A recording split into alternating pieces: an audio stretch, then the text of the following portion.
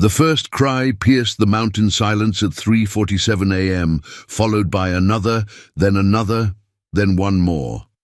4 tiny voices announcing their arrival into a world that seemed determined to test them from their very first breath. In an abandoned logging cabin, 20 miles from the nearest road, Sarah Mitchell had just accomplished what most women couldn't imagine surviving, even in the best of hospitals. She had delivered quadruplets completely alone, with nothing but her own strength, determination, and the flickering light of a dying fire to guide her through the longest night of her life. Before we jump back in, tell us where you're tuning in from, and if this story touches you, make sure you're subscribed, because tomorrow I've saved something extra special for you. The blizzard had been building for 3 days, transforming the Colorado Rockies into an unforgiving wilderness of white that swallowed roads, landmarks, and hope with equal hunger. Sarah Mitchell pressed her face against the frost-covered windshield of her ancient Honda Civic, squinting through the swirling snow as she navigated what she hoped was still a road.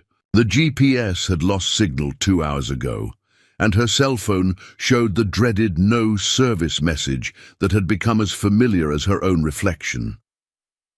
At 7 months pregnant, Sarah should have been home in Denver, surrounded by the comfort of her carefully prepared nursery and the reassurance of her obstetrician's phone number programmed into her speed dial. Instead, she found herself driving through a mountain pass in conditions that would challenge an experienced winter driver, let alone a woman whose belly made it difficult to reach the steering wheel properly. The reason for this dangerous journey lay in the passenger seat beside her, a crumpled letter from the Colorado Department of Social Services informing her that her younger brother Jake had been found dead in his remote cabin near Silverton. Overdose, the official report stated with bureaucratic coldness. No next of kin had been located except for Sarah Mitchell of Denver, who was hereby notified that she had 14 days to claim the deceased's personal effects before they would be disposed of according to state regulations. Jake had been her only family since their parents died in a car accident 5 years earlier. Despite his struggles with addiction, despite the angry words that had passed between them during their last phone call 6 months ago, she couldn't bear the thought of his belongings being thrown away like garbage. So she had loaded her car with emergency supplies, left a note for her landlord about where her rent money could be found if something happened to her, and set out for Silverton to collect whatever remained of her brother's life. The pregnancy had been unplanned, the result of a brief relationship with a man named David Chen, who had disappeared the moment she told him about the baby. The ultrasound at 20 weeks had revealed the stunning news that she was carrying twins, a revelation that had sent her already precarious financial situation spiraling toward disaster. Her job at the downtown library barely covered her current expenses, and the thought of supporting 2 children on her salary seemed impossible. What she didn't know, what wouldn't be discovered until this terrible night in the mountains, was that the ultrasound had missed 2 additional heartbeats hidden behind their siblings.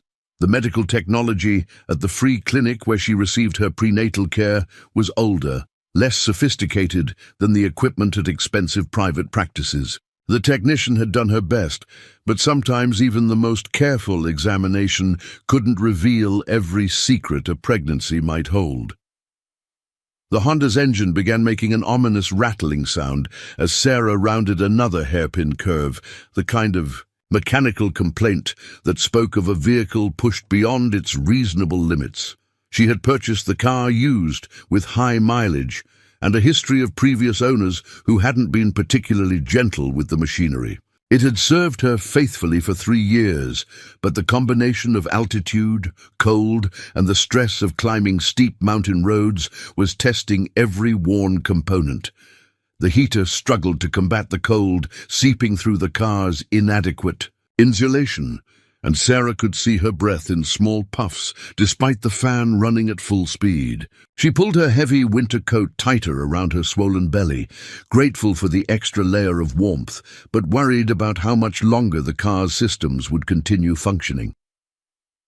When the engine finally gave up, it did so with a shuddering wheeze that left Sarah coasting down a gentle slope in complete silence, except for the howling wind outside. She managed to guide the dead vehicle to the side of what might have been a road, though the snow had obliterated any clear distinction between pavement and forest floor. The silence that followed the engine's death was profound and terrifying. Sarah sat in the rapidly cooling car, watching snow accumulate on the windshield with increasing urgency. The storm showed no signs of abating, and the temperature was dropping fast enough that she could feel the cold creeping through the car's metal frame like icy fingers searching for warmth to steal. She tried her cell phone again, holding it at different angles and moving it around the car's interior in hopes of capturing even one bar of signal. Nothing. The mountains that made this region so beautiful had also created a communications dead zone that stretched for miles, in every direction. Her emergency supplies included a sleeping bag, bottled water, energy bars, and a small camping stove with enough fuel for perhaps 2 days of careful use. She had also packed her brother's spare key, the address of his cabin, and a hand-drawn map that a helpful clerk at the Silverton post office had provided during their phone conversation. But those supplies wouldn't matter if she couldn't find shelter soon.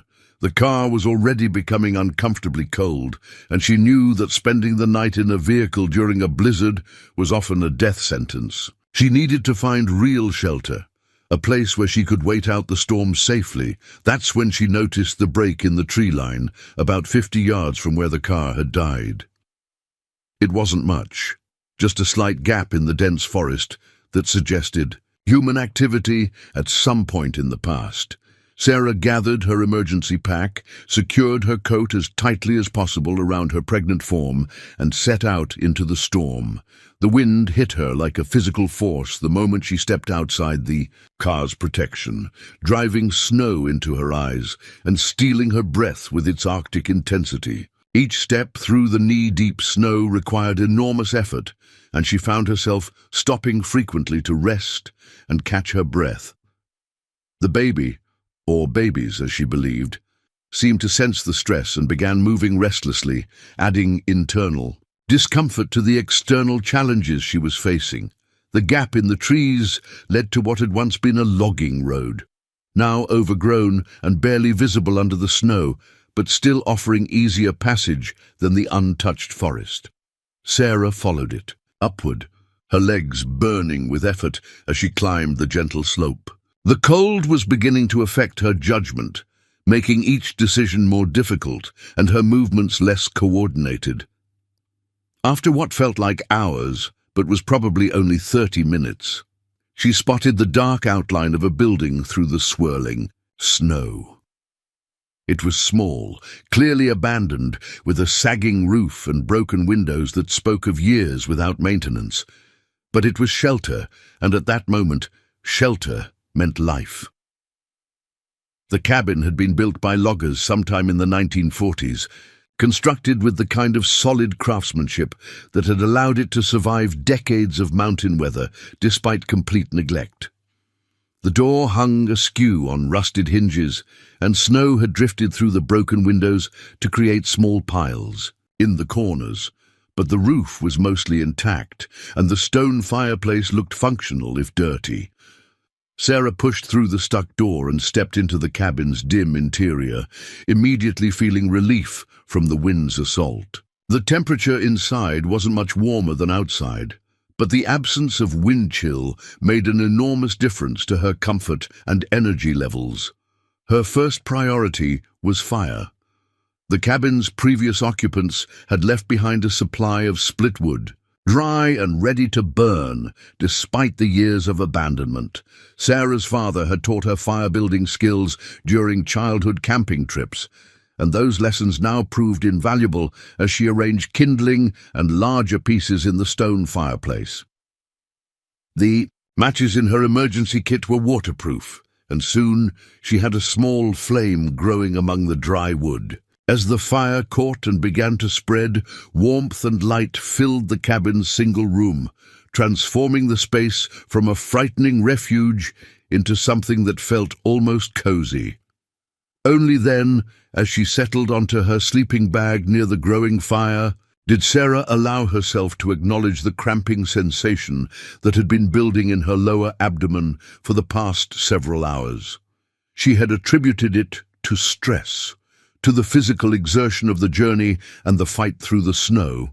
But, as she sat quietly in the firelight, she realized that the pain was coming in regular intervals, each wave stronger than the last. Labor. At 7 months pregnant, 20 miles from the nearest road, in the middle of a blizzard that showed no signs of stopping. The irony was cruel.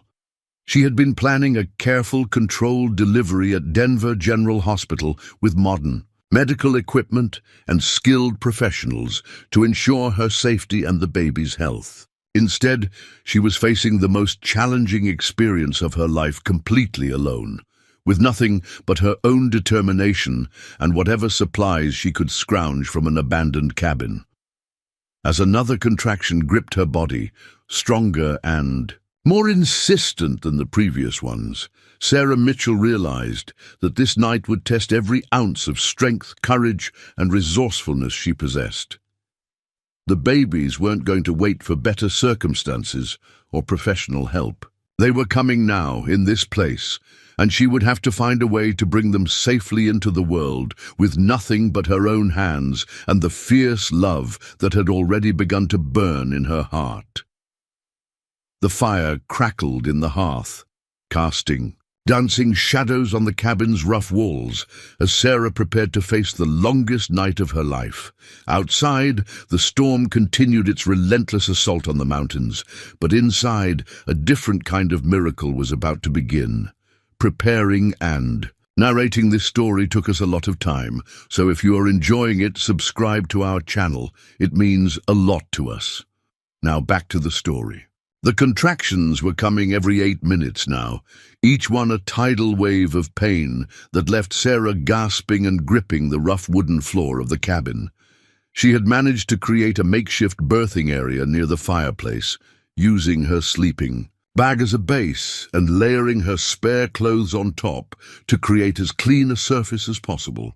The fire provided both warmth and light, but more importantly, it gave her something to focus on during the worst moments. The dancing flames became a meditation point that helped her breathe through each surge of pain. Sarah had read enough pregnancy books to understand the basics of childbirth, but academic knowledge felt woefully inadequate as she faced the reality of delivering alone. She knew that first labors typically lasted 12 to 20 hours, which should have given her time to be rescued or for the storm to clear enough to attempt reaching civilization. But her body seemed determined to prove every statistic wrong. By 11 p.m., the contractions had intensified to every 5 minutes, and Sarah realized with growing alarm that this labor was progressing much faster than normal. The babies weren't supposed to arrive for another 2 months, but premature infants often delivered more quickly than full-term pregnancies. Her twins, as she still believed them to be, were apparently as impatient as they were unexpected. The cabin's single room had become her entire universe. She had explored every corner during the brief respites between contractions, taking inventory of anything that might prove useful. The previous occupants had left behind more than just firewood. There were old newspapers dating back to the 1980s, a rusty knife that she cleaned as best she could with melted snow, some frayed rope, and even a few cans of food that were decades past their expiration dates, but might serve as emergency nutrition if she became desperate. Most importantly, she had found a plastic tarp folded in one corner, relatively clean and large enough to provide a waterproof barrier between her and the wooden floor She had also located an old metal pot that, after thorough cleaning with snow and boiling water, could serve multiple purposes during the delivery. As midnight approached, Sarah's water broke with a sudden rush that soaked through her makeshift bedding and sent her into a panic of preparation. She knew from her reading that active labor typically began in earnest after this point, and she might have only hours or less before the first baby arrived. The pain was unlike anything she had ever experienced, waves of intensity that seemed to originate in her very core and radiate outward until her entire body felt consumed by the effort of bringing new life into the world. Between contractions, she tried to remain calm and focused, talking to her unborn children in soothing tones that helped settle her own nerves as much as theirs. "We're going to be okay," she whispered into the firelit darkness, her hands pressed against her belly. "I know this isn't the hospital you were supposed to be born in, and I know it's too early, but we're going to take care of each other. Mama's here, and I'm not going anywhere." The first baby announced its imminent arrival with a pressure so intense that Sarah knew she had moved beyond the point of no return. At 2:15 a.m., she felt the overwhelming urge to push, her body taking control of the process with an instinctive knowledge that bypassed conscious thought. There was no time for fear now, only the primitive focus of birth. She had positioned herself as upright as possible, braced against the wall near the fireplace, following the gravity-assisted positions she'd read about in her pregnancy books. The pain was enormous, but it was productive pain, purposeful in a way that gave her strength even as it tested her limits. The first baby emerged at 2:43 a.m., a tiny, perfect girl who immediately began crying with impressive volume for such a small being. Sarah had just enough presence of mind to catch her daughter safely and clear her airways before the overwhelming emotion of the moment hit her like a physical force. She was holding her child, alive and breathing and beautiful, despite being born 2 months early in impossible circumstances. But there was no time to savor the moment. Even as she wrapped the first baby in her softest sweater and held her close. For warmth, Sarah felt her body preparing for the second delivery. The contractions had barely paused, and she realized with a mixture of exhaustion and determination that she was only halfway through this ordeal. The second baby, another girl, arrived. At 3:12 a.m., smaller than her sister, but equally vocal in her displeasure at the cold world she had entered. Sarah caught her with hands that were growing more confident despite her exhaustion, and wrapped her in another layer of clothing before settling both babies against her chest for warmth and comfort. She should have felt relief then, the satisfaction of having successfully delivered her twins under impossible circumstances. Instead, her body sent her a message that defied everything she thought she knew about her pregnancy. The contractions weren't stopping. If anything, they were intensifying again, and the pressure in her abdomen suggested that her ordeal was far from over. The realization hit her like a thunderbolt. There were more babies. The ultrasound had been wrong or incomplete, or had somehow missed additional children hidden behind their siblings. As another massive contraction gripped her body, Sarah understood with crystal clarity that she was carrying not twins, but higher-order multiples. The third baby announced itself at 3:31 a.m., and this time Sarah was ready for the intensity of the delivery. This child was a boy, slightly larger than his sisters, but still frighteningly small in her hands. His cry was weaker than the girl's, which worried her, but he was breathing and moving and undeniably alive. 3 babies now nestled against her body, drawing warmth from her skin and finding comfort in the familiar rhythm of her heartbeat. Sarah felt a fierce protectiveness rising in her chest, a maternal instinct so powerful it seemed to give her strength beyond her physical limits. These children had chosen to be born tonight, in this place, and she would find a way to keep them safe. no matter what challenges lay ahead, but her body wasn't finished with its miracles. Even as she marveled at the 3 tiny lives she had brought into the world, the familiar pressure began building again. There was a 4th baby, and it was coming whether Sarah felt ready or not. The final delivery began at 3:47 a.m., and this baby, the smallest of the 4, required every ounce of skill and intuition Sarah had developed over the course of the night. The little boy emerged barely breathing, his color worrying in the firelight. Sarah's nursing instincts, honed through years of caring for others in her role at the library's literacy programs, kicked in immediately. She cleared his airways more aggressively than she had with the others, rubbing his tiny back and breathing gently into his mouth until he finally responded with a weak but determined cry. It was the most beautiful sound she had ever heard, the voice of her 4th child claiming his place in the world. 4 babies, quadruplets. Sarah Mitchell had just delivered quadruplets alone in an abandoned cabin during a blizzard, using nothing but her own determination and the primitive conditions available to her. The magnitude of what she had accomplished didn't fully register as she focused on the immediate needs of her children. All 4 babies were dangerously small, probably weighing less than 3 pounds each. They would need constant warmth, frequent feeding and medical attention that she couldn't provide. But they were alive, breathing, and showing the kind of fighting spirit that suggested they had inherited their mother's determination to survive against impossible odds. Sarah arranged the babies against her body, skin-to-skin contact that would help regulate their temperature and provide the comfort of human connection.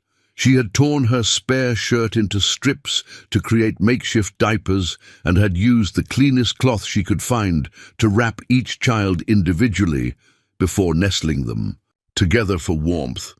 The placental deliveries that followed required careful attention to ensure nothing was retained that could cause infection later. Sarah's exhaustion was profound, but adrenaline and maternal instinct kept her alert and focused on the medical necessities. She had read enough to know that the hours immediately following birth were critical, especially for premature babies born in less than ideal conditions. As dawn approached, marked only by a subtle lightening of the snow-filled sky, visible through the broken windows, Sarah found herself in a situation that would have seemed impossible just 12 hours earlier. She was the mother of quadruplets, born healthy despite their early arrival and the extraordinary circumstances of their delivery. The fire was burning low, and she would need to add more wood soon to maintain the warmth that was keeping her children alive. The storm outside continued unabated, meaning that rescue was still hours or possibly days away. She had accomplished the impossible by delivering 4 healthy babies alone, but now came the even greater challenge of keeping them alive until help could arrive. 4 tiny heartbeats pulsed against her chest, 4 small voices occasionally murmuring their needs, 4 perfect human beings who depended entirely on her strength and resourcefulness for their survival.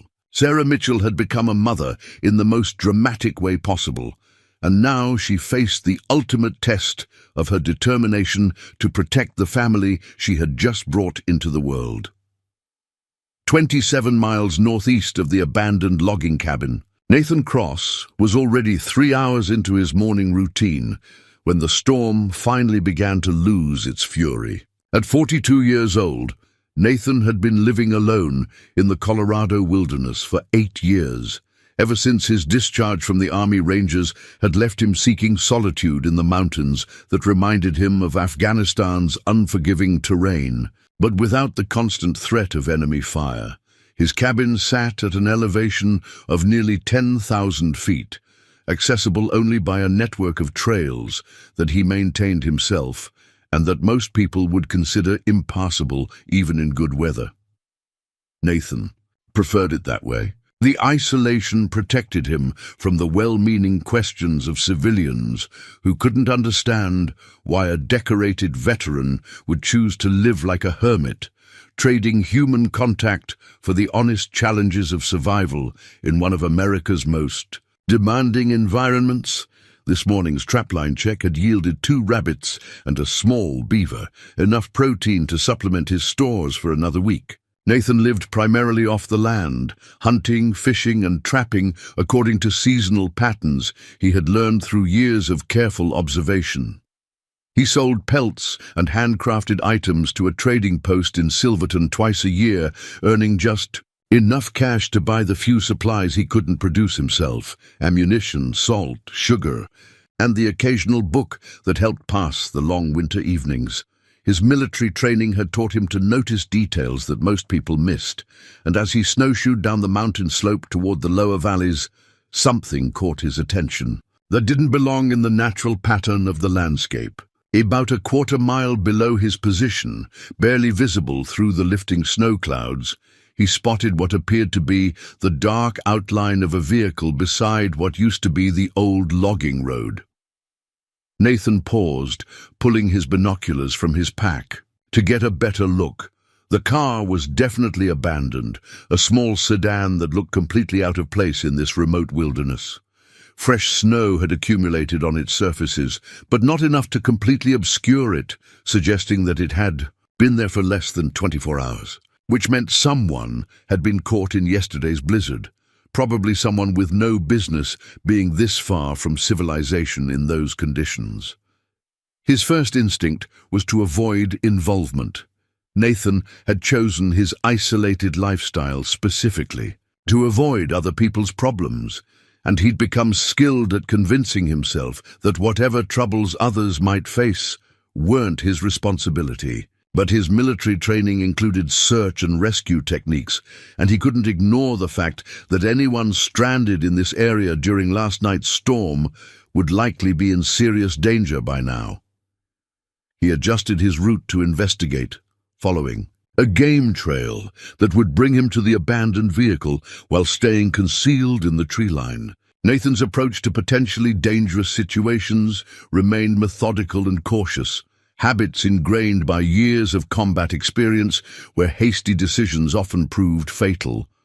The Honda Civic was empty, but Nathan's tracking skills allowed him to read the story written in the snow around it. Someone, a single person based on the footprint size and gait pattern, had left the vehicle and headed uphill toward the old logging area.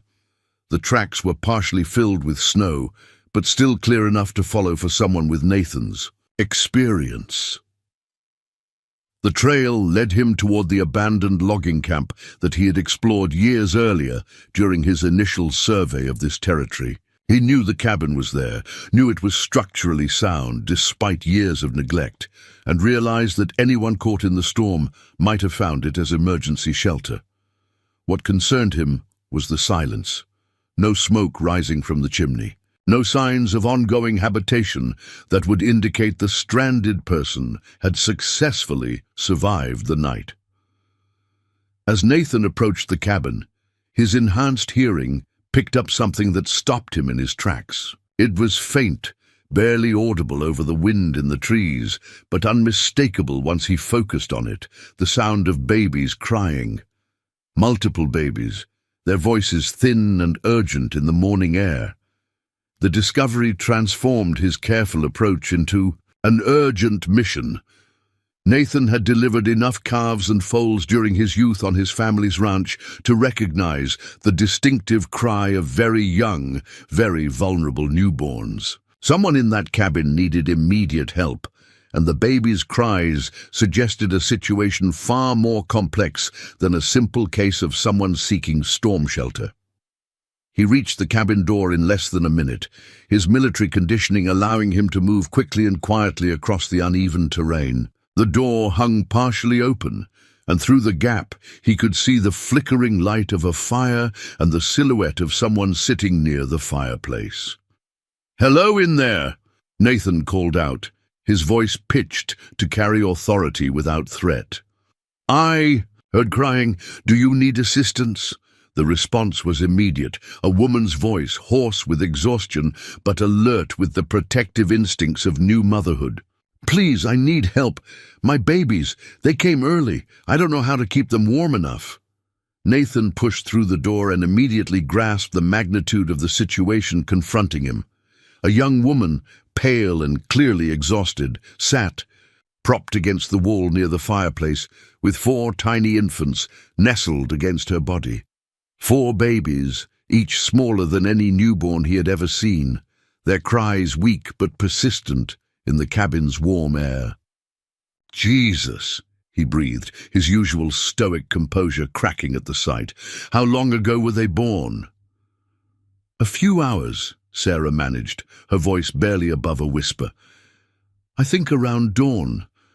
I tried to keep them warm, but they're so small, and I don't know what I'm supposed to do next." Nathan's military medical training kicked in immediately. He had been a combat medic before becoming a ranger, and while he had never delivered babies, he understood hypothermia, dehydration, and the critical importance of maintaining core body temperature in vulnerable patients. "Mum, I'm Nathan Cross. I live up the mountain and I've got medical training. We need to get you and these babies to a hospital as soon as possible, but first we need to stabilize their condition." He knelt beside Sarah and the babies, his large hands surprisingly gentle as he assessed their condition. All 4 infants were breathing, though their respirations were rapid and shallow. Their skin color was acceptable given their premature status, but he could see they were losing body heat faster than they could generate it. "Have they been nursing?" Nathan asked, falling into the clinical mindset that helped him focus on solutions rather than emotions. "A little," Sarah replied, "but I don't think I'm producing enough milk yet, and they're so weak." Nathan nodded, understanding the challenge. Premature babies often struggled with feeding, and their mother's milk production might not have fully established yet. Without proper nutrition and warmth, these infants wouldn't survive long, even if they had managed to make it through their first critical hours. "We need to get them to Denver General immediately," he said, already calculating routes and transportation options. "But the roads won't be passable for hours, maybe days, depending on how much snow fell overnight." Sarah's face crumpled with despair. "They're going to die, aren't they? I brought them into the world, but I can't keep them alive." "No," Nathan said firmly, his voice carrying the authority of someone accustomed to command decisions under pressure. "We're not going to let that happen, but we need to be smart about this." He stood and began pacing the small cabin, his mind working through the logistics of what would be required to save 4 premature infants in one of the most remote locations in Colorado. His survival supplies included high-energy foods, water, purification tablets, emergency medical kit, and cold weather gear. More importantly, he had communication equipment that might allow them to call for help even from this remote location. "I've got a satellite communicator up at my place," Nathan explained. "Emergency GPS beacon that can reach search and rescue even from here. But it's a 3-hour hike in good conditions, probably 4 or 5 hours in this snow." The dilemma was obvious. He couldn't leave Sarah and the babies alone for that long, but he also couldn't carry them all to his cabin through deep snow and freezing temperatures. The babies were too fragile for such a journey, and Sarah was in no condition for a grueling mountain hike so soon after giving birth. "There might be another option," Nathan said slowly, an idea forming as he considered their resources. "I've got a friend who flies search and rescue out of Grand Junction. If I can raise him on my radio, he might be able to get a helicopter in here once the weather clears enough for safe flying." Sarah looked up at him with eyes that held the first glimmer of hope she had felt since the ordeal began. "Do you really think that could work?"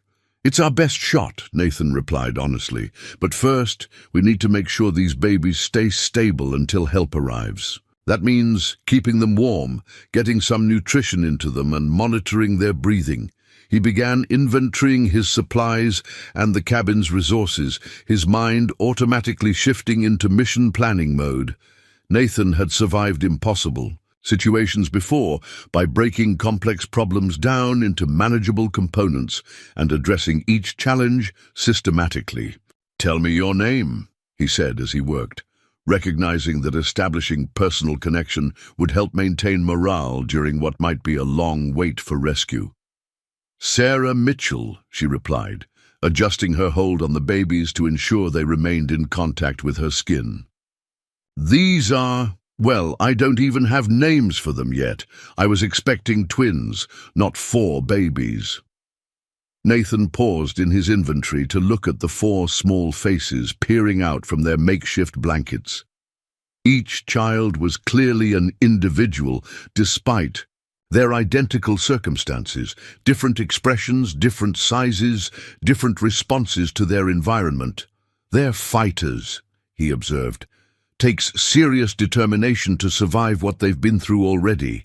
As Nathan organized their survival strategy, he found himself deeply moved by the courage this young woman had shown. To deliver 4 babies alone, in these conditions, and keep them alive through their first critical hours, represented a level of strength and determination that impressed even someone with his extensive experience in extreme situations. "We're going to get through this," he told Sarah with conviction. "All of us. These babies chose a hell of a tough way to enter the world, but they've got a mother who's proven she won't give up on them." Outside, the storm was finally beginning to break, revealing patches of blue sky that offered hope for the rescue mission Nathan was already planning in careful detail. Nathan's journey back to his cabin through the snow-laden forest was the most urgent 3-hour hike of his life. He had left Sarah with detailed instructions for maintaining the baby's body temperature, strict schedules for attempted feeding, and emergency protocols if any of the infants showed signs of distress. More importantly, he had left her with his promise that help was coming, a commitment that now drove him up the mountain slopes with single-minded determination. His own cabin, when he finally reached it after pushing his physical limits through the deep snow, represented 8 years of careful preparation and self-sufficiency. Solar panels provided limited electricity for essential equipment. A wood-burning stove kept the interior warm, and shelves lined with preserved foods, medical supplies, and emergency gear demonstrated his commitment to complete independence from the outside world. But today, that carefully maintained isolation would be broken by necessity. Nathan's radio equipment occupied one corner of the main room, a sophisticated setup that included both shortwave and satellite communication systems. He had maintained the equipment meticulously, despite rarely using it, understanding that emergency situations might eventually require contact with the outside world. Today was that day. His first call went to Marcus Webb, a helicopter pilot based in Grand Junction, who specialized in search and rescue operations throughout the Colorado Rockies. Nathan and Marcus had served together in Afghanistan, where Marcus flew medical evacuation missions that had saved countless lives, including Nathan's, during a firefight that had left him with shrapnel scars and a permanent distrust of crowded places. "Webb here," came the familiar voice through the radio static. "Marcus, it's Nathan Cross. I need an emergency medical evacuation from the old logging camp near Silverton.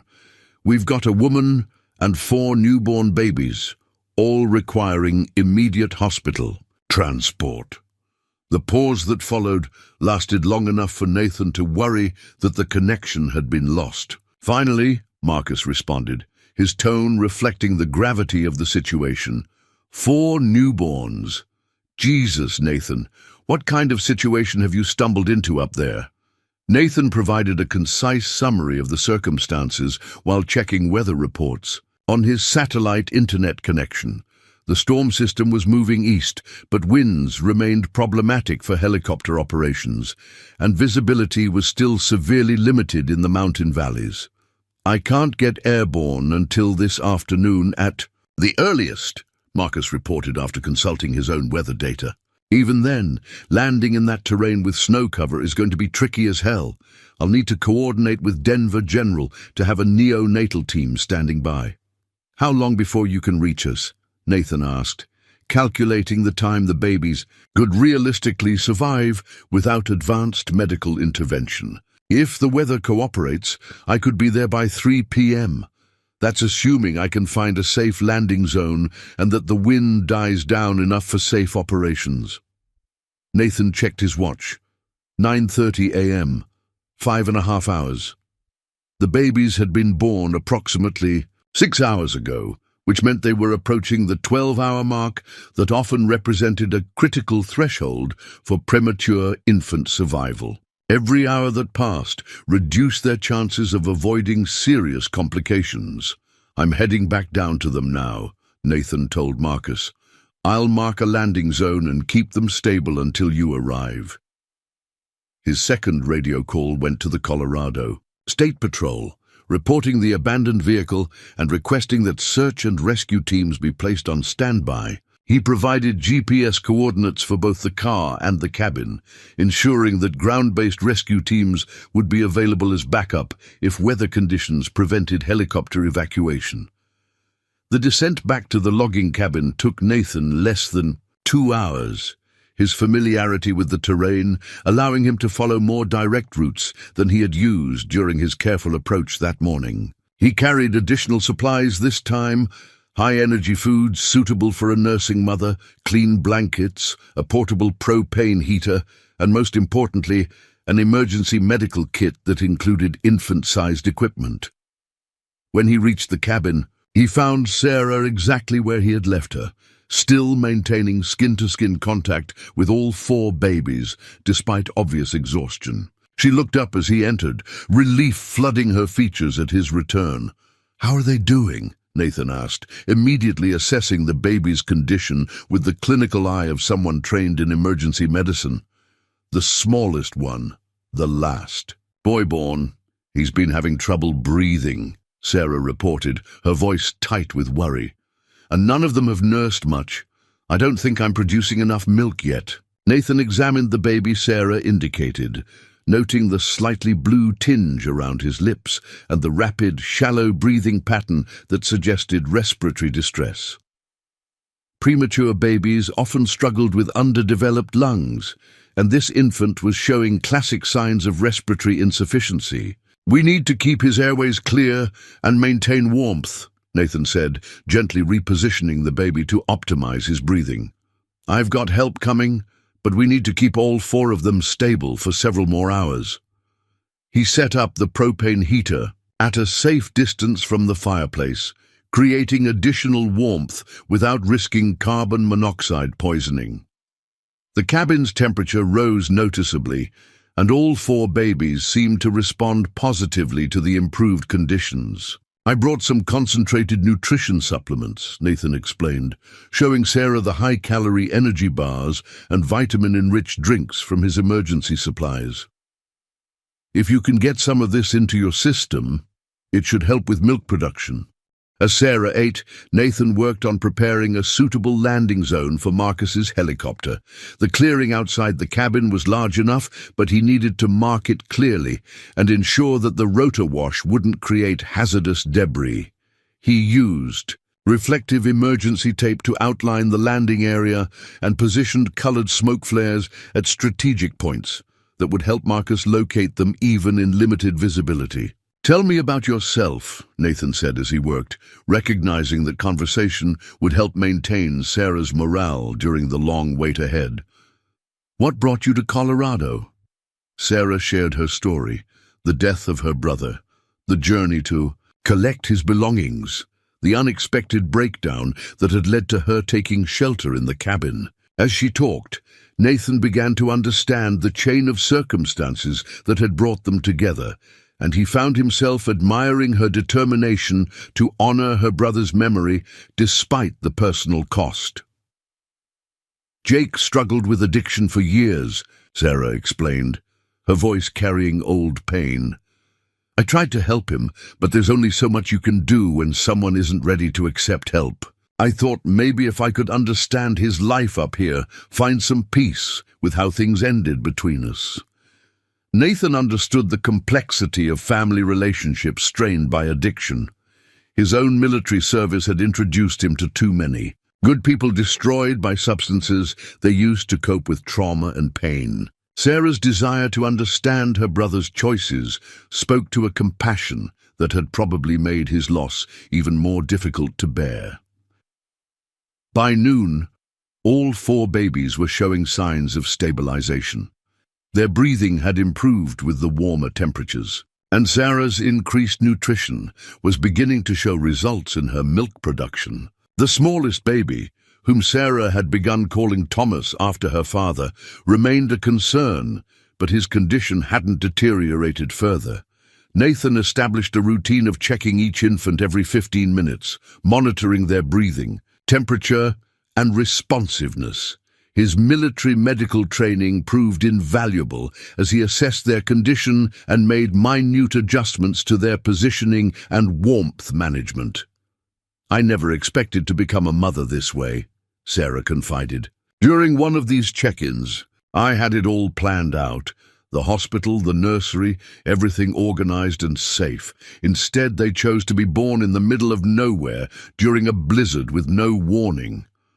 Sometimes the most important things in life don't wait for perfect circumstances," Nathan replied, surprised by his own philosophical response. His years of isolation had made him uncomfortable with personal conversations, but something about this situation, or perhaps about Sarah herself, seemed to bypass his usual social awkwardness. At 1:30 p.m., Nathan's radio crackled with Marcus's voice reporting that he was airborne and en route to their location. Weather conditions had improved enough for safe flying, and Denver General Hospital had a full neonatal intensive care team standing by for their arrival. "ETA 20 minutes, Marcus reported. "I can see your smoke markers from about 10 miles. Out. Nice work on the landing zone prep." Nathan felt a surge of relief that surprised him with its intensity. Over the past several hours, he had become emotionally invested in the survival of these 4 tiny lives in a way that challenged his carefully maintained emotional distance from other people's problems. "Hear that?" he told Sarah, who was listening to the radio conversation with tears of relief beginning to form in her eyes. "Help is almost here. In less than an hour, you and these babies will be in the best neonatal unit in Colorado." As they prepared for the helicopter's arrival, Nathan found himself reluctant to see this extraordinary day end. For the first time in 8 years, he had been needed by someone else, had made a difference in a way that mattered profoundly. The isolation that had seemed like protection now felt more like self-imposed exile from the connections that gave life meaning.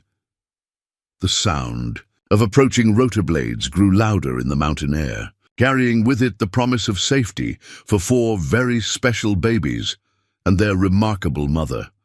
The helicopter's distinctive whoomp, whoomp, whoomp grew steadily louder until it dominated the mountain air around the logging cabin.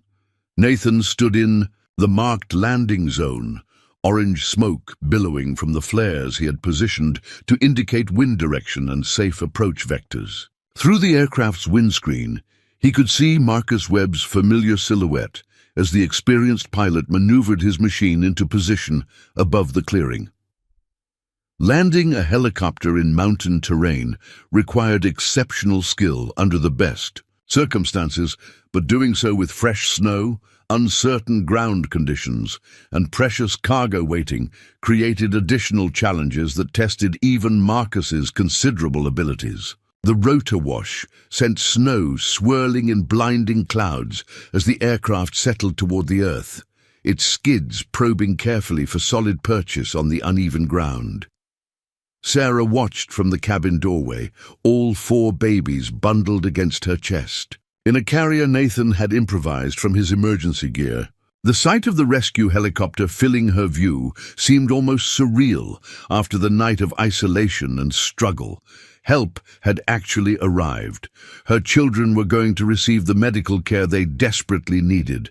The moment the helicopter touched down and its engines began spooling down to idle, the rear doors burst open to reveal a medical team that moved with practiced efficiency. Dr. Elena Rodriguez, Denver General's Chief of Neonatal Intensive Care, emerged first, followed by two specialized nurses carrying equipment specifically designed for premature infant transport. 4 babies, approximately 8 hours old, estimated gestational age 32 weeks. Nathan called out over the engine noise, providing the medical team with critical information as they approached the cabin. His combat medic training had taught him to communicate essential patient data quickly and clearly during emergency evacuations. Dr. Rodriguez was a compact woman in her 40s, whose calm demeanor masked years of experience dealing with the most challenging cases in neonatal medicine. She had been working in the NICU for 15 years and had seen every possible complication that could affect premature babies. But the circumstances of this case were unlike anything in her professional experience. "Let's get them loaded and assessed," she called to her team while entering the cabin to examine Sarah and the babies. Her hands moved with gentle expertise as she conducted rapid but thorough evaluations of each infant, checking respiratory function, heart rate, and neurological responses. "Remarkable," she murmured after completing her initial assessment. "Given the circumstances of their birth and the conditions they've endured, all 4 babies are in surprisingly stable condition. Their APGAR scores are better than I would have expected for 32-week prematures delivered without medical assistance. The transport process required careful coordination to ensure that all 4 babies remained warm and stable during the short journey from cabin to helicopter." The medical team had brought a specialized transport incubator designed to accommodate multiple infants, complete with individual monitoring systems for each baby.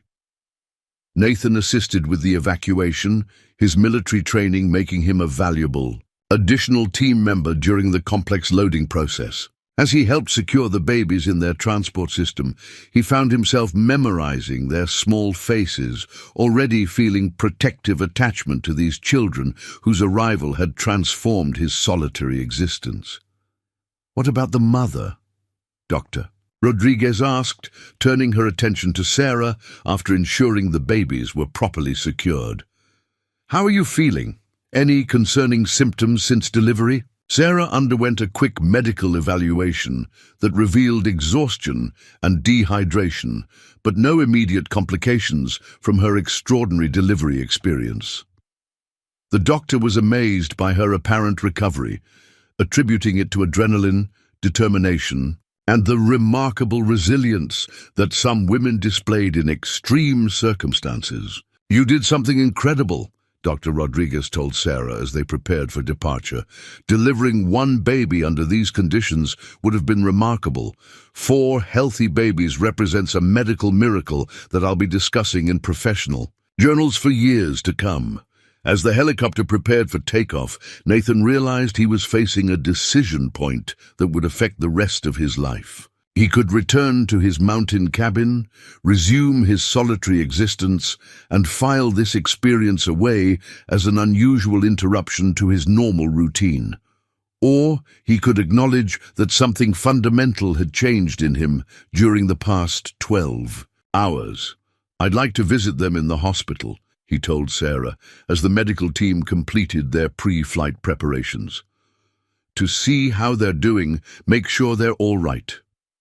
Sarah's smile was radiant with gratitude and something deeper, an emotional connection that had formed between them through shared crisis and mutual dependence. "I'd like that very much. I think the babies would want to meet the man who helped save their lives."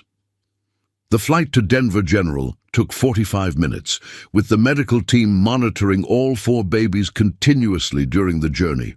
Nathan sat beside Sarah, both of them watching the specialized equipment that tracked their children's vital signs with electronic precision. The helicopter's crew had arranged for Nathan to accompany them, recognizing his role in the rescue and his obvious emotional investment in the outcome. Dr. Rodriguez used the flight time to ask detailed questions about the delivery process, gathering information that would help her provide optimal care for the babies. Sarah's account of the night's events left the medical team speechless. The idea that someone with no formal training had successfully delivered quadruplets in primitive conditions defied conventional medical wisdom. "The babies are going to need intensive care for several weeks," Dr. Rodriguez explained as they approached the hospital. 32-week babies typically require respiratory support, feeding assistance, and careful temperature regulation. But given their strong initial presentation, I'm optimistic about their long-term prognosis. Denver General Hospital's neonatal intensive care unit occupied an entire floor of the medical center's newest wing. The NICU represented the pinnacle of modern medicine's ability to care for the most vulnerable patients, premature babies whose survival depended on sophisticated technology and expert medical intervention. The admission process moved with well-rehearsed efficiency. Each baby was placed in an individual incubator with comprehensive monitoring systems, feeding tubes, and respiratory support equipment. Within an hour of their arrival, all 4 infants were stable and receiving the specialized care they required. Sarah was admitted to the maternity ward for observation and recovery, her room strategically located near the NICU to facilitate frequent visits with her children. The hospital staff recognized the extraordinary nature of her case and provided exceptional support during her initial adjustment to motherhood under such unusual circumstances. Nathan found himself in an unfamiliar environment as he navigated the hospital's corridors and waiting areas. After 8 years of mountain solitude, the bustle of medical personnel, visiting families, and institutional routine felt overwhelming. But his concern for Sarah and the babies overrode his discomfort. With crowds and social interaction, "Mr. Cross," Dr. Rodriguez approached him in the NICU waiting area late that evening. "I wanted to thank you personally for your role in this rescue. Without your medical knowledge and quick thinking, we might have had a very different outcome." Nathan felt uncomfortable with praise, preferring to focus on practical matters rather than acknowledgement of his actions. "How are they doing? Is there anything else they need?" "All 4 babies are responding well to treatment. The smallest boy, Thomas, required some additional respiratory support, but he's showing steady improvement. The 3 girls are actually ahead of the typical development curve for babies of their gestational age." As the days passed, Nathan established a routine of visiting the hospital twice daily, spending hours in the NICU watching the babies progress, and providing companionship for Sarah during her recovery. He found himself learning the names and personalities of each child. Emma, the largest and most assertive; Grace, calm and observant; Hope, who seemed to respond most strongly to voices; and Thomas, the smallest but most determined fighter. The hospital social workers initially questioned Nathan's involvement, uncertain about the relationship between the mountain hermit and the new mother. But Sarah's obvious trust in him, combined with his genuine concern for the children's welfare, gradually convinced the staff that his presence was beneficial rather than concerning. "I never expected to care about anyone this much again," Nathan confided to Sarah during one of their quiet conversations in the NICU. "After I left the army, I thought I was done with being responsible for other people's lives." Sarah understood the significance of his admission. Through their conversations over the past week, she had learned about his military service, his struggles with civilian readjustment, and his choice to embrace isolation as protection against further emotional investment in others' welfare. "Maybe you weren't done," she suggested gently. Maybe you just needed the right people to care about. The baby's medical progress exceeded all expectations. Within 2 weeks, all four were breathing independently, gaining weight steadily, and showing the neurological development patterns that indicated normal cognitive function. Dr. Rodriguez described their recovery as remarkably rapid for babies born under such challenging circumstances. As Sarah prepared for discharge with her children, she faced practical challenges that seemed almost as daunting as delivering them in the wilderness. She had no permanent housing suitable for 4 infants, limited financial resources, and no support network in Colorado beyond the unexpected friendship that had developed with Nathan. "I've been thinking," Nathan said during their last evening, in the hospital. "My cabin is large enough for a family, and it's completely self-sufficient. If you and the babies need a place to stay while you figure out your next steps, the offer is there." Sarah looked at him with surprise and growing understanding. This man, who had chosen isolation, was offering to share his sanctuary with a woman and 4 babies who would transform his quiet existence into something completely different. "Are you sure?" she asked. "4 babies are going to change everything." "About your life up there," Nathan smiled, an expression that had become more frequent during their time together. "Maybe it's time for everything to change." The journey back to Nathan's mountain cabin 3 weeks later looked nothing like his solitary hikes of the past 8 years. A modified all-terrain vehicle, borrowed from the hospital's rural outreach program, carried Sarah and the 4 babies up trails that Nathan had widened and reinforced in preparation for his new responsibilities as surrogate father and protector.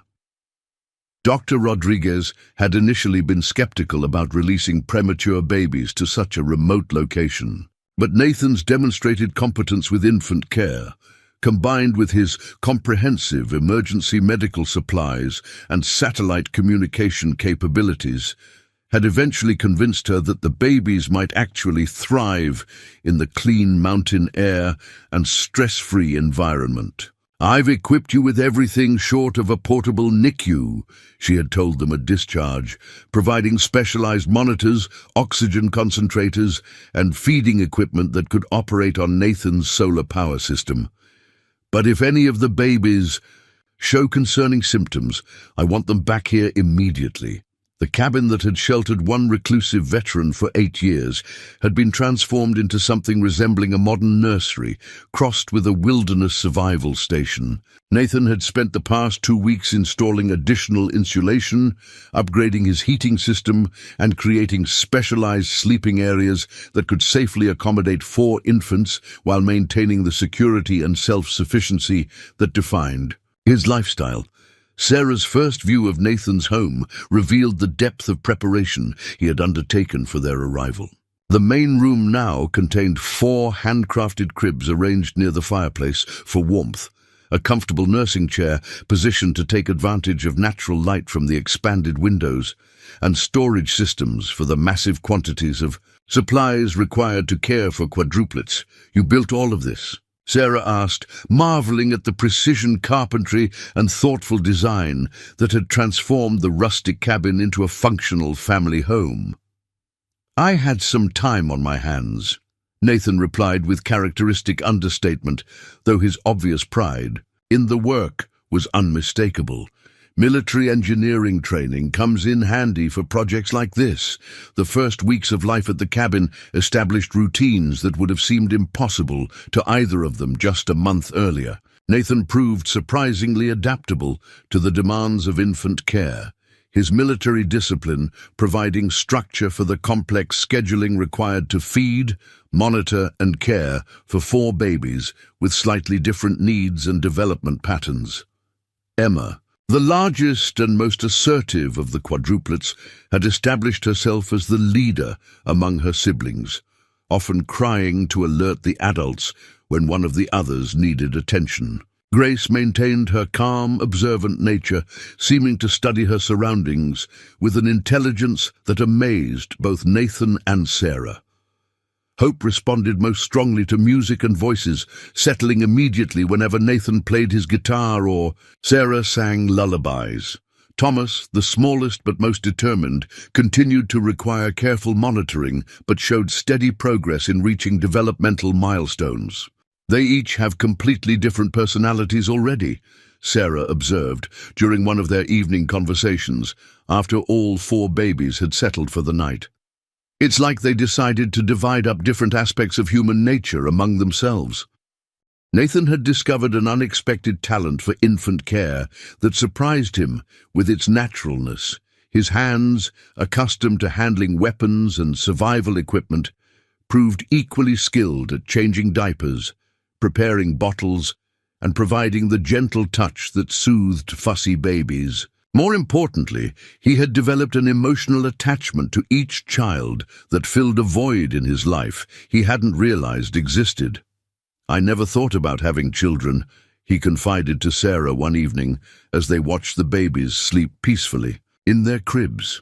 Military life didn't seem compatible with family responsibilities, and afterward, isolation felt safer than risking that kind of emotional investment. Sarah understood the significance of his admission. Through their daily conversations and shared responsibilities, she had learned about the experiences that had driven Nathan to seek solitude.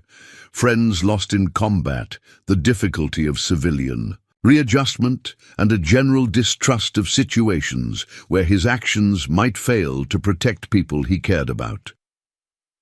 "Maybe these 4 decided you were ready for family responsibilities," she suggested, watching Nathan unconsciously adjust Thomas's blanket with the protective instincts of an experienced father. "They certainly seem to think you belong in their lives." The practical challenges of raising quadruplets in wilderness isolation required constant innovation and adaptation.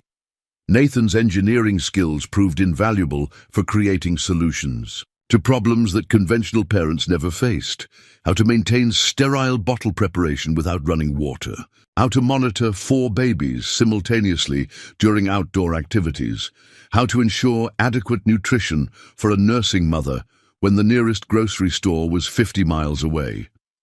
Sarah's recovery progressed remarkably well in the mountain environment.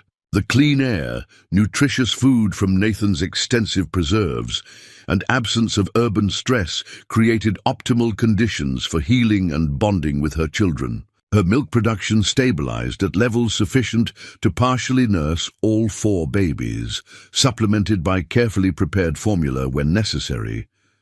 The outside world intruded occasionally through Nathan's radio communications and internet connection. News organizations had discovered the story of quadruplets born during a blizzard and rescued by a mountain hermit, creating media attention that neither Nathan nor Sarah welcomed. They had agreed to refuse all interview requests, preferring to focus on their children's development rather than public curiosity about their unusual circumstances.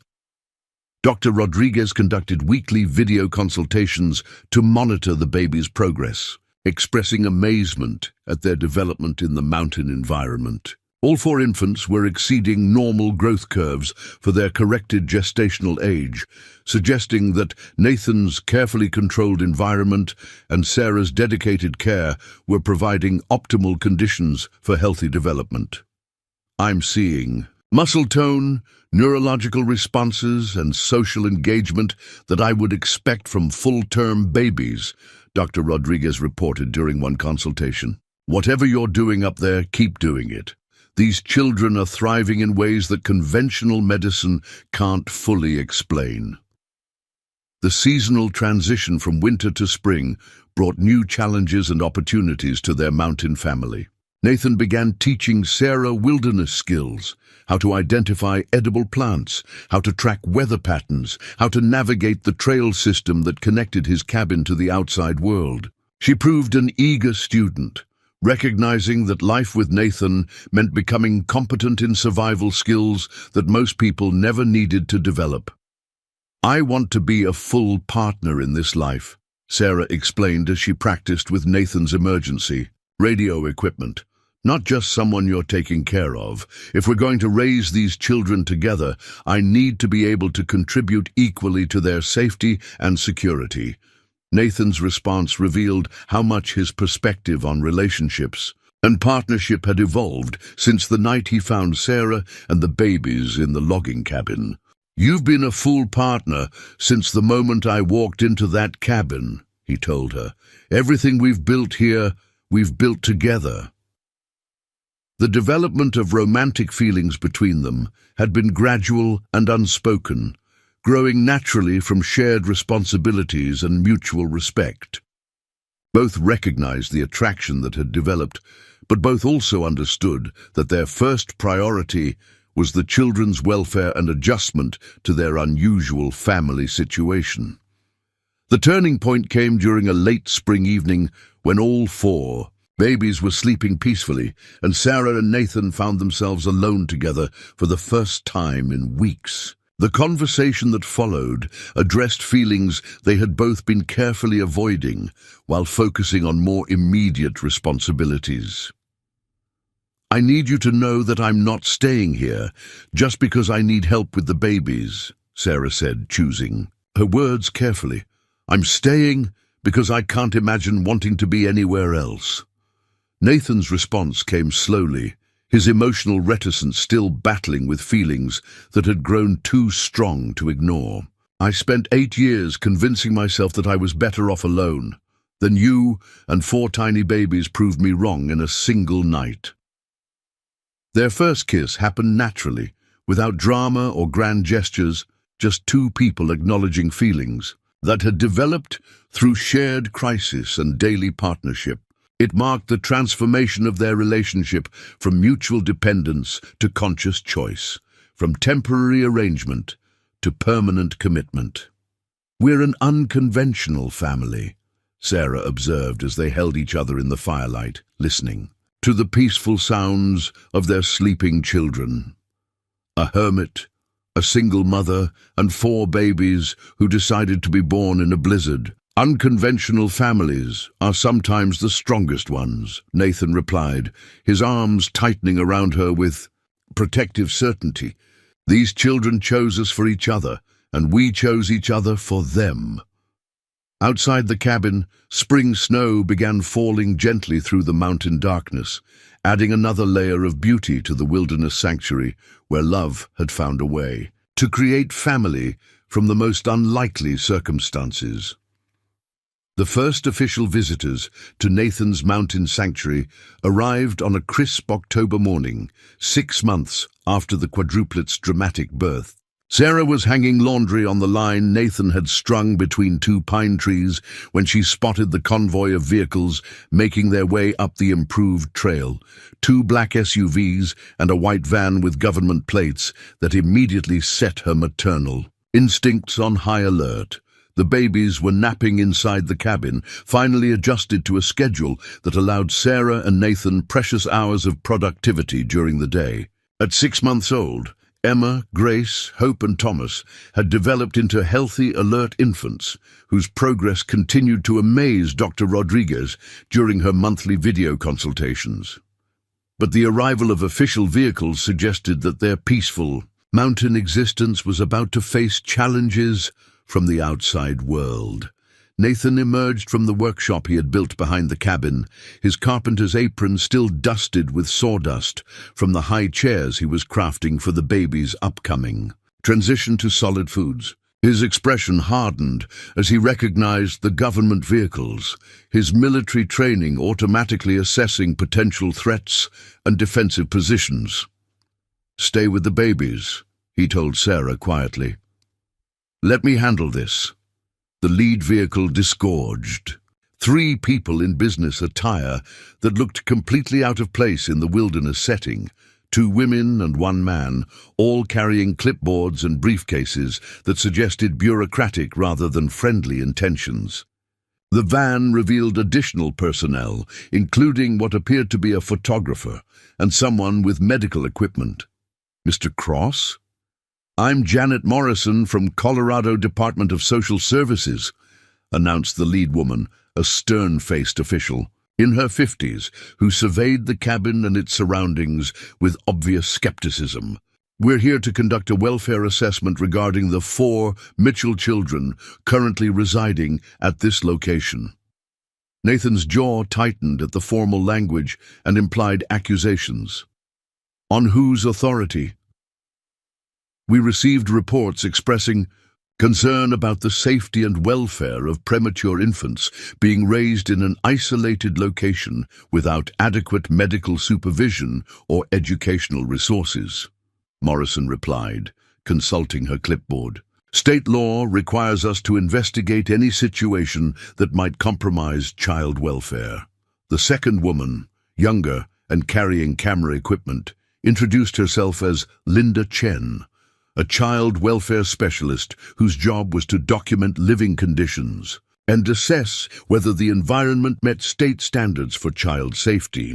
The man, Dr. Robert Hartley, was a pediatrician assigned to conduct medical evaluations of the children. Sarah appeared in the cabin doorway, her maternal protective instincts fully activated despite Nathan's instruction to remain inside.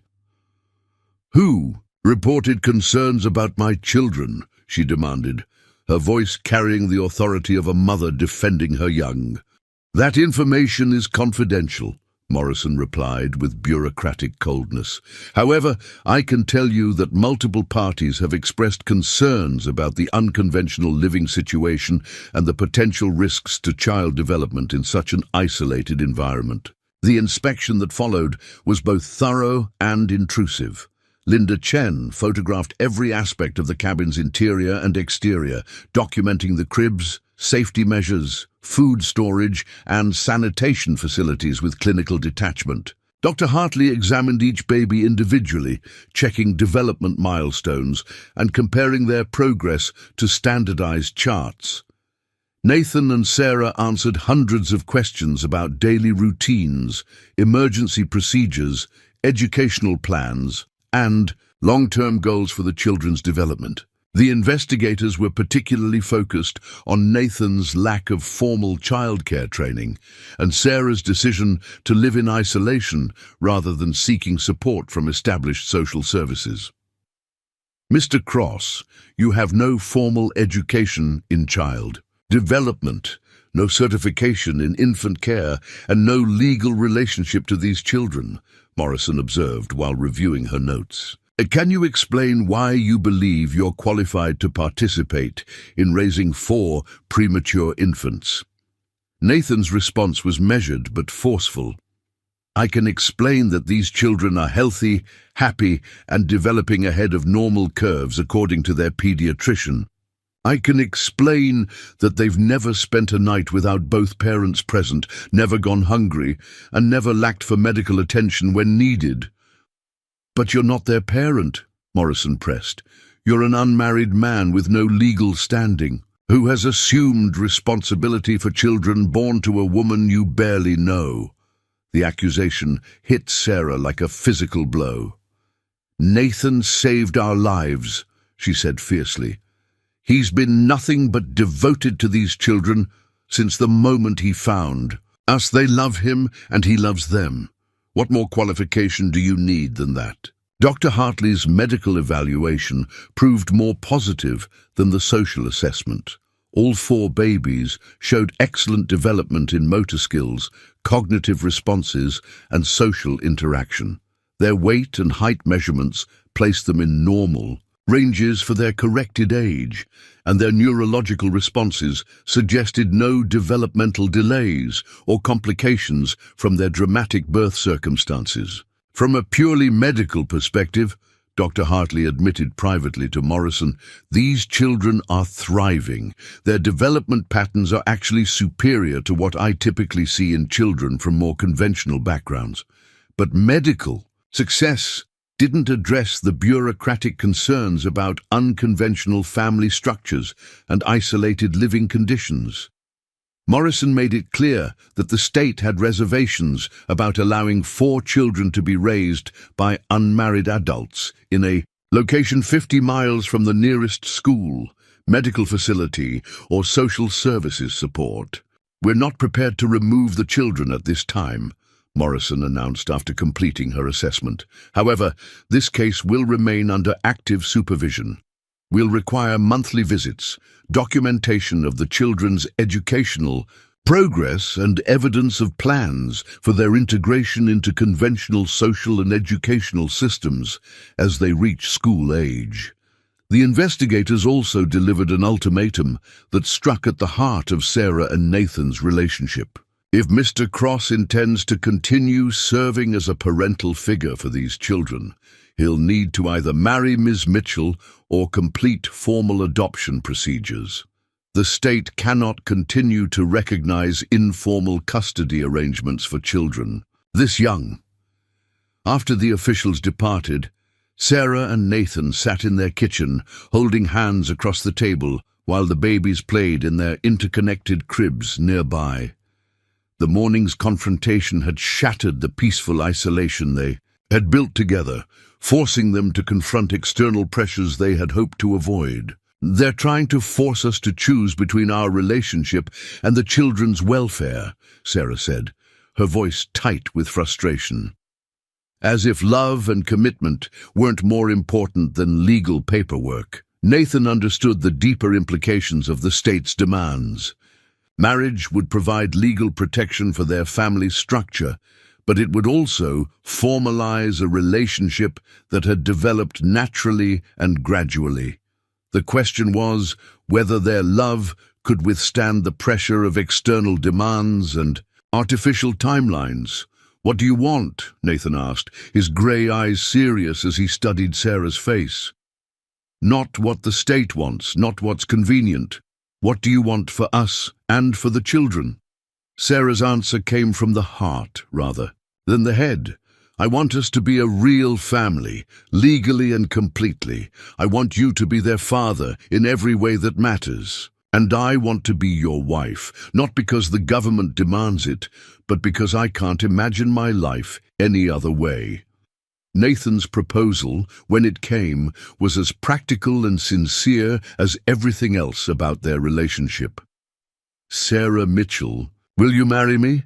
Will you let me adopt Emma, Grace, Hope, and Thomas?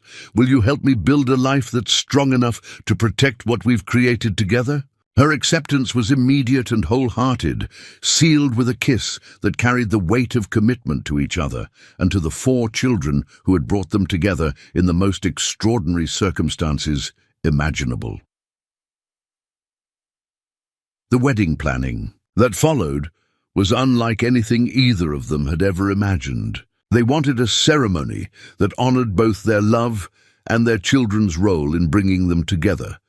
But they also needed legal proceedings that would satisfy the state's requirements for adoption and family formation. Dr. Rodriguez agreed to serve as a witness, bringing with her a comprehensive medical report documenting the children's remarkable progress under Sarah and Nathan's care. Marcus Webb, the helicopter pilot who had rescued them, offered to officiate the ceremony using his credentials as a licensed minister, a qualification he had obtained during his own military service to perform memorial services for fallen comrades. "You're getting married to satisfy a bunch of bureaucrats," Marcus observed during their planning conversations. "But you're also formalizing something that was already real the moment Nathan decided to risk his life hiking down that mountain. To help you, the ceremony itself took place in the meadow behind Nathan's cabin on a brilliant November morning, with the 4 babies serving as the most important witnesses to their parents' commitment. Emma, Grace, Hope, and Thomas were old enough now to sit supported in specially designed chairs, their bright eyes taking in the proceedings with the alert curiosity that characterized all their interactions with the world. Sarah wore a simple, white dress that Nathan had ordered from Denver, while he had traded his usual work clothes for a suit that transformed his rugged appearance into something almost formal. But the most meaningful elements of the ceremony were the vows they had written themselves, promising not just to love each other, but to protect and nurture the children who had made their love possible. 6 months ago, you saved our lives," Sarah said, her voice carrying across the mountain meadow. "Today I'm promising to spend the rest of my life proving worthy of that rescue." Nathan's response was equally heartfelt. "You and these 4 children taught me that love is stronger than fear, that family is more important than safety, and that some things are worth risking everything to protect." As they exchanged rings crafted from silver, Nathan had mined himself from the mountain streams. The quadruplets provided their own commentary through coos, babbles, and the kind of delighted squealing that suggested their approval of the proceedings. The legal adoption that followed made Nathan officially the father of Emma, Grace, Hope, and Thomas Cross, giving him all the rights and responsibilities that came with parenthood. More importantly, it provided the legal framework that would protect their family from future bureaucratic interference. "Now we're bulletproof," Nathan told Sarah as they reviewed the completed legal documents. "No one can question our right to raise these children together." But even as they celebrated their legal victory, both Sarah and Nathan understood that their real challenges were just beginning. 4 rapidly growing children would soon outgrow the mountain cabin's capacity. Educational needs would eventually require difficult decisions about schooling and social interaction, and the outside world would continue to press against the boundaries of their carefully constructed sanctuary. For now, though, they were complete. A family forged by extraordinary circumstances, strengthened by shared challenges, and united by love that had grown from the most unlikely beginnings into something unshakable and permanent. 2 years after their mountain wedding, the Cross family faced their most significant challenge yet: 4 toddlers who had outgrown both their cribs and the confined space of the mountain cabin. Emma, Grace, Hope, and Thomas, now walking and beginning to talk, required constant supervision and increasingly sophisticated entertainment that tested even Nathan's engineering creativity and Sarah's educational resourcefulness. The cabin that had seemed spacious enough for a hermit's solitary existence felt cramped, with 4 energetic 2-year-olds exploring every corner, climbing every surface, and turning Nathan's carefully organized survival supplies into toys for their endless games of discovery. Sarah had transformed one corner into a makeshift classroom where she worked with each child on basic skills like color recognition, counting, and simple vocabulary. But she was increasingly aware that their educational needs would soon exceed what she could provide in isolation.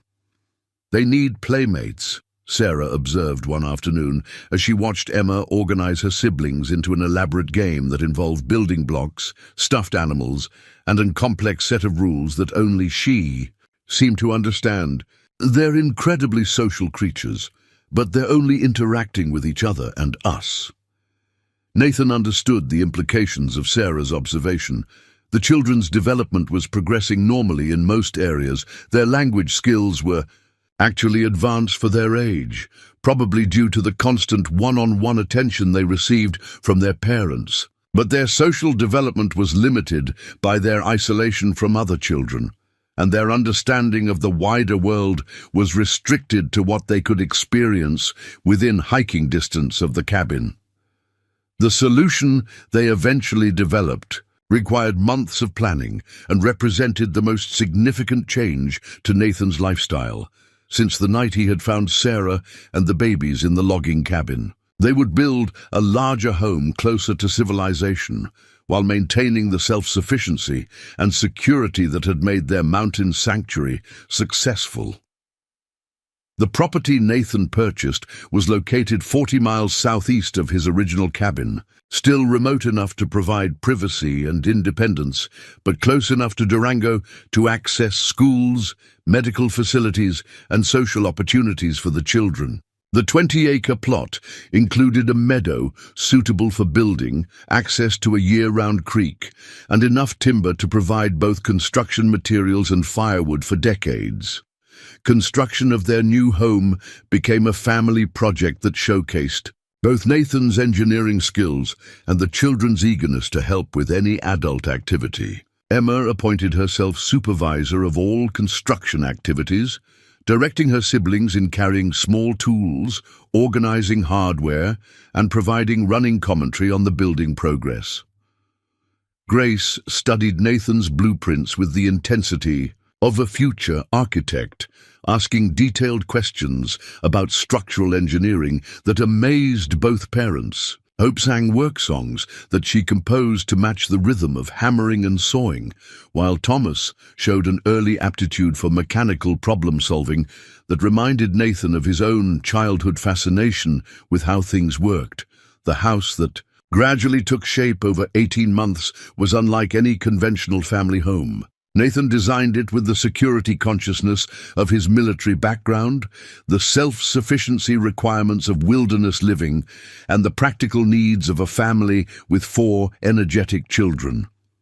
Solar panels and wind generators provided electricity, while a sophisticated water filtration system ensured clean drinking water from the creek. The structure included a workshop for Nathan's carpentry and mechanical projects, a large classroom for Sarah's educational activities, and individual bedrooms for each child as they grew older.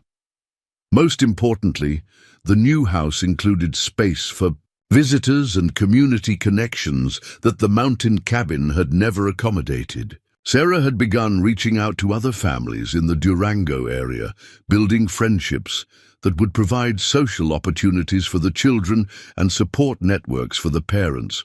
Dr. Rodriguez, who had maintained her involvement with the family through quarterly visits and regular video consultations, was amazed by the children's development when she conducted their 2-year assessment at the new house. All 4 children demonstrated cognitive and physical development that placed them in advanced ranges for their age group, with particular strengths in problem-solving, creativity, and verbal communication. Their home education program is producing remarkable results, Dr. Rodriguez told Sarah and Nathan after completing her evaluations. Emma shows leadership qualities and spatial reasoning skills that suggest exceptional potential. Grace has the kind of analytical thinking typically associated with much older children. Hope's musical abilities are already beyond what most children achieve by school age, and Thomas demonstrates mechanical aptitude and persistence that indicate he could excel in engineering or technical fields. But the doctor also expressed concerns about the children's social development that echoed Sarah's earlier observations. They work together beautifully as a group, but they've never had to navigate relationships with children outside their family unit. They need exposure to different perspectives, different personalities, and the social challenges that come from interacting with peers who don't share their unique background. The decision to enroll the children in a Montessori preschool program in Durango represented a major transition for the entire family. Nathan had to overcome his ingrained distrust of institutional environments, while Sarah worried about how their children would adjust to structured activities and peer interactions after 2 years of completely individualized attention. The preschool. Director Maria Santos was an experienced educator who specialized in working with gifted children and unique family situations. Her initial assessment of the quadruplets revealed children who were academically advanced but socially inexperienced, intellectually curious but emotionally dependent on family structures. They're going to need careful integration, Maria explained to Sarah and Nathan during their enrollment meeting. These children have capabilities that exceed their chronological age in some areas, but they're inexperienced with group dynamics and authority figures outside their family. Emma's first day at preschool established patterns that would define all 4 children's social development. She immediately assumed leadership of her assigned activity group, organizing her classmates with the same efficiency she used to direct her siblings, When conflicts arose, she attempted to solve them using the collaborative methods that worked at home, becoming frustrated when other children didn't respond to her logical arguments and fair-minded proposals. Grace observed the classroom environment with scientific detachment for several days before beginning to participate in activities. Her analytical approach to new situations served her well in academic tasks, but made it difficult for her to form emotional connections with classmates who operated from more impulsive, less systematic perspectives. Hope adapted most quickly to the social environment, using her musical talents to bridge communication gaps with children who spoke different languages or came from different cultural backgrounds. Her ability to create songs that incorporated everyone's names and interests made her popular with both classmates and teachers. Thomas initially struggled with the transition from home to school, his mechanical problem-solving approach proving less effective for social challenges than physical ones.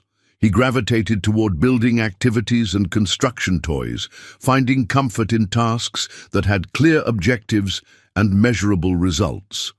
The adjustment period required patience and support from both parents and teachers. Sarah volunteered regularly in the classroom, helping Maria Santos develop strategies for integrating the children into group activities while maintaining their individual strengths.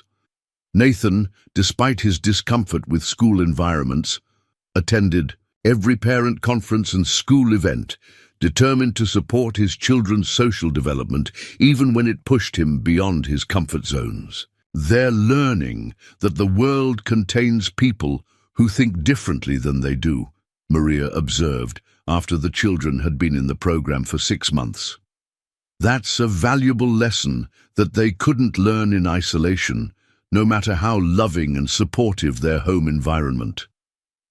The children's reports about their school experiences provided insights into their developing personalities and social skills. Emma talked about teaching other children how to organize games and solve disputes fairly. Grace described discovering that some children preferred emotional responses to logical analysis, a revelation that fascinated her scientific mindset. Hope shared stories about making music with children from different cultures, expanding her musical vocabulary with songs and rhythms from around the world. Thomas found satisfaction in collaborative building projects that required both his technical skills and cooperation with peers who brought different strengths to shared challenges.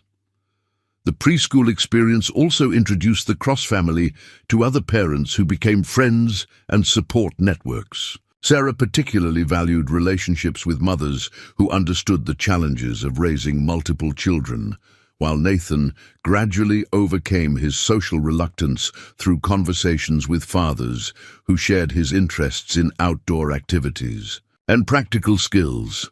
I never expected to become part of a community again, Nathan confided to Sarah one evening as they watched their children play with neighborhood friends in their backyard. But these kids have connections that pull us into relationships whether we plan for them or not. The success of the preschool integration gave Sarah and Nathan confidence to expand the children's social experiences through sports teams, music lessons, and community activities. Emma joined a soccer league where her leadership skills translated effectively to team sports. Grace enrolled in a science club that challenged her analytical abilities with age-appropriate experiments and research projects. Hope began piano lessons that built on her natural musical talents, while Thomas participated in a junior robotics program that combined his mechanical interests with collaborative problem-solving. Each new activity required adjustments and learning, experiences for children who were academically gifted but socially inexperienced. But their strong family foundation provided security that allowed them to take risks, make mistakes, and gradually develop the social skills that would serve them throughout their lives. By their 3rd birthday, Emma, Grace, Hope, and Thomas Cross had evolved from the tiny premature infants born in a mountain blizzard into confident, capable children who combined the security of a loving family with the social skills needed to thrive in the larger world. Their journey from wilderness isolation to community integration demonstrated that strong family bonds could provide the foundation for successful adaptation to any environment. "Look at what we've built," Sarah said to Nathan as they watched. Their children's birthday party, filled with friends from school, neighbors, and the extended community that had welcomed their unconventional family. 4 children who are confident enough to make friends anywhere, strong enough to face any challenge, and secure enough in our love to embrace the whole world. Nathan's response reflected the transformation he had undergone from hermit to father, from isolation to community engagement. They taught us that love isn't something you protect by hiding from the world. It's something you share to make the world better. 5 years after that fateful blizzard night, Sarah Cross stood in the lobby of Denver General Hospital, holding a bronze plaque that would commemorate the extraordinary circumstances of her children's birth. The hospital had decided to establish the Cross Family Neonatal Emergency Center, a specialized unit dedicated to treating premature babies born under unusual circumstances, funded by donations that had poured in from around the world after their story became widely known. Emma, Grace, Hope, and Thomas, now 5 years old and preparing to start kindergarten, accompanied their parents to the dedication ceremony.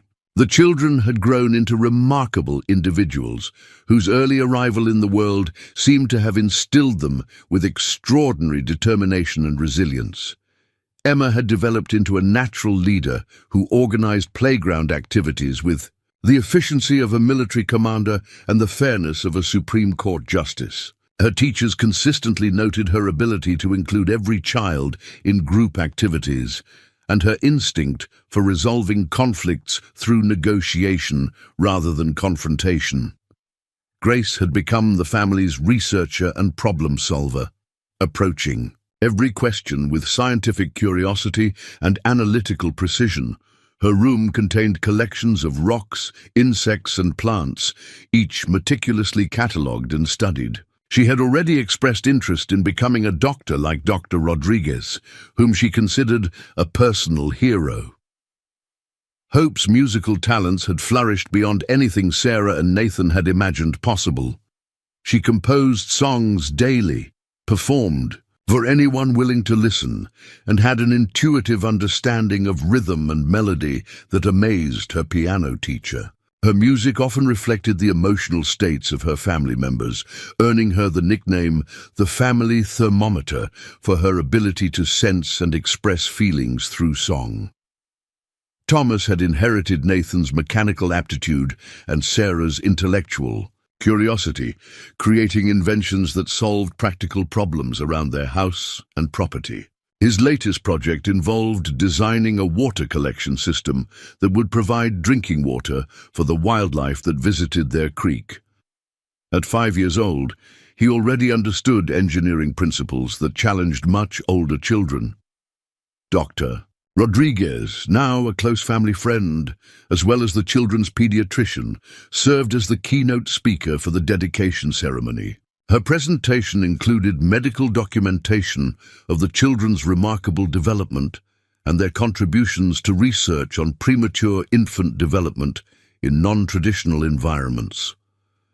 The Cross children have taught us that love, stability, and individualized attention can sometimes achieve results that surpass what we accomplish with the most advanced medical technology. Dr. Rodriguez told the assembled crowd of medical professionals, donors, and media representatives. Their development has challenged our assumptions about optimal environments for child-rearing and expanded our understanding of resilience in premature infants. The ceremony also honored Nathan's role in the rescue and ongoing care of the children. His transformation from isolated hermit to devoted father had become an inspiration for veterans struggling with civilian readjustment and men hesitant to embrace parental responsibilities. The Veterans Administration had asked him to speak at several conferences about finding purpose through service to others.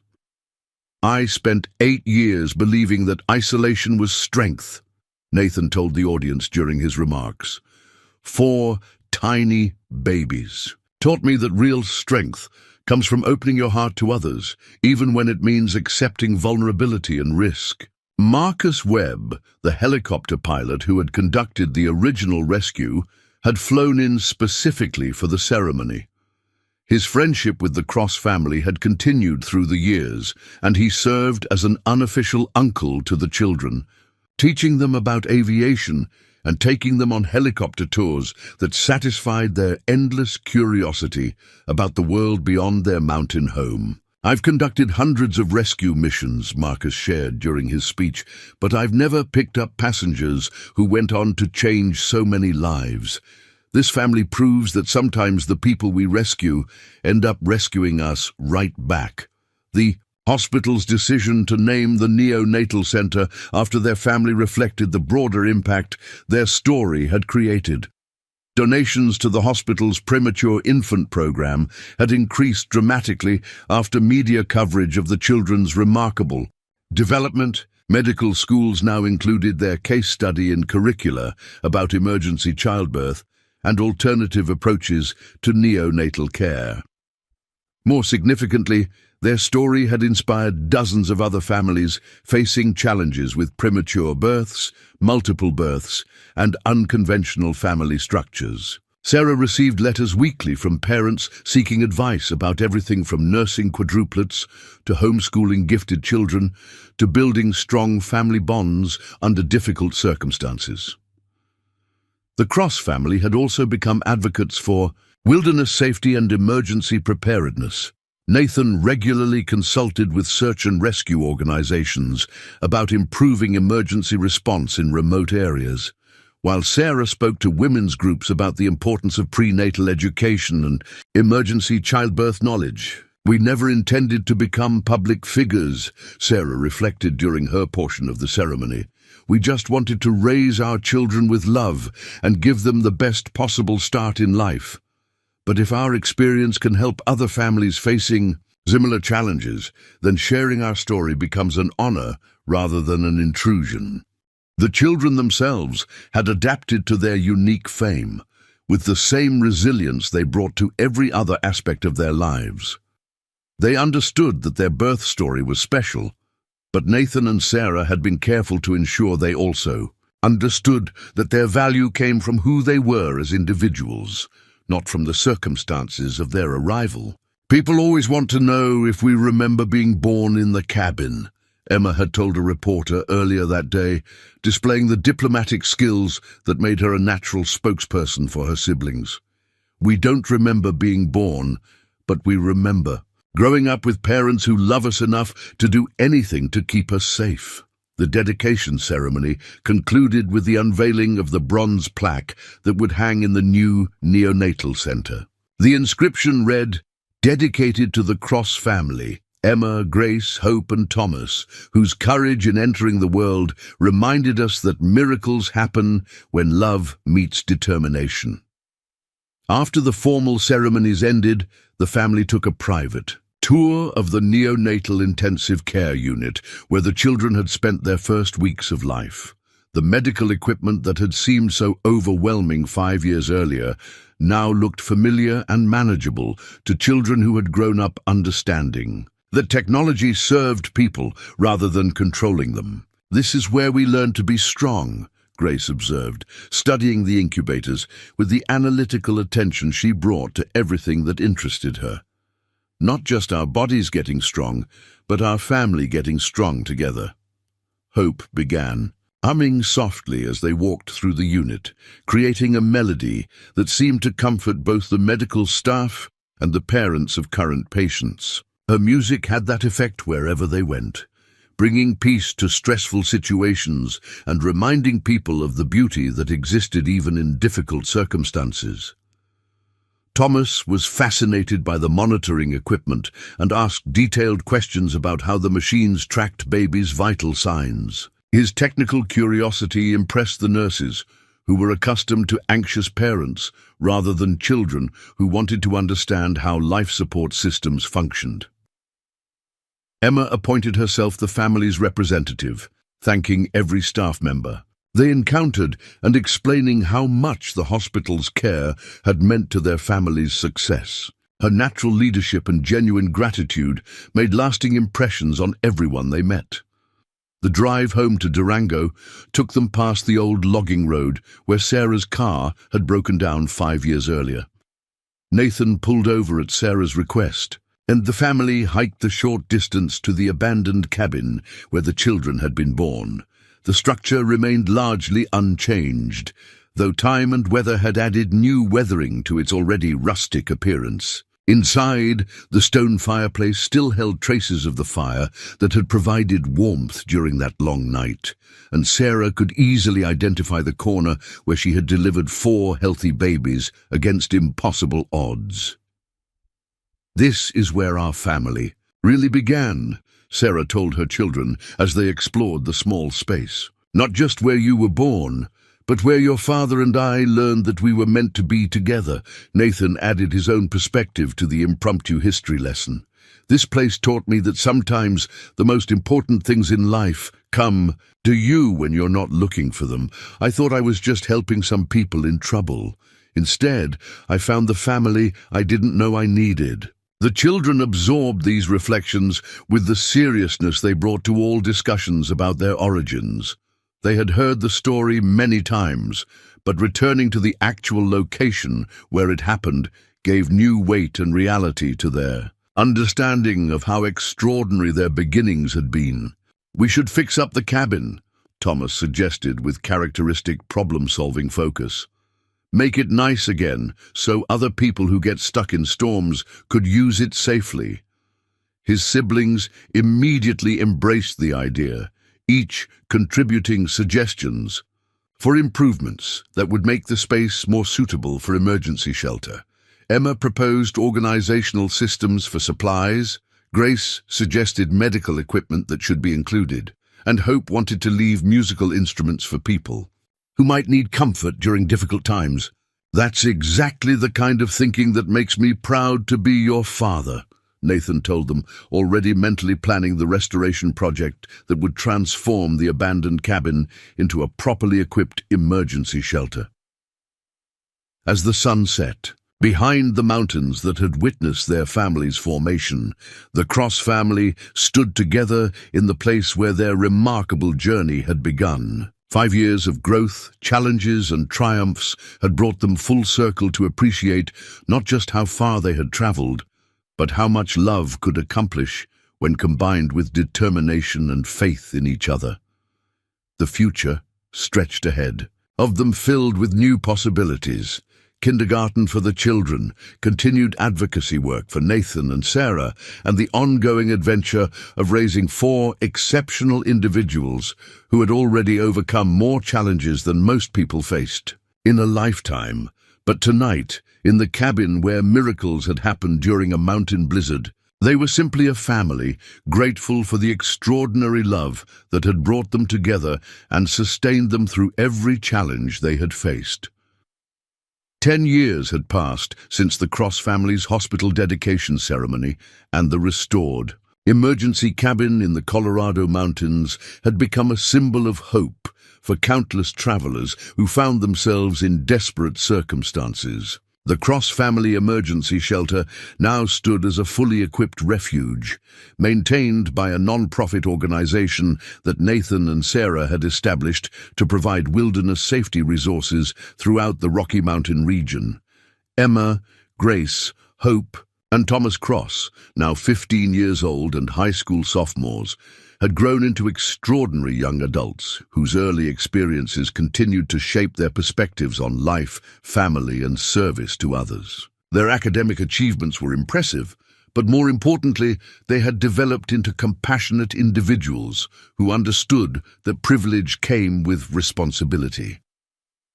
Emma had been elected student body president for the second consecutive year, her natural leadership skills now refined through years of organizing community service projects and peer mediation programs. She planned to study international relations and law, with dreams of working for organizations that helped families separated by conflict or disaster.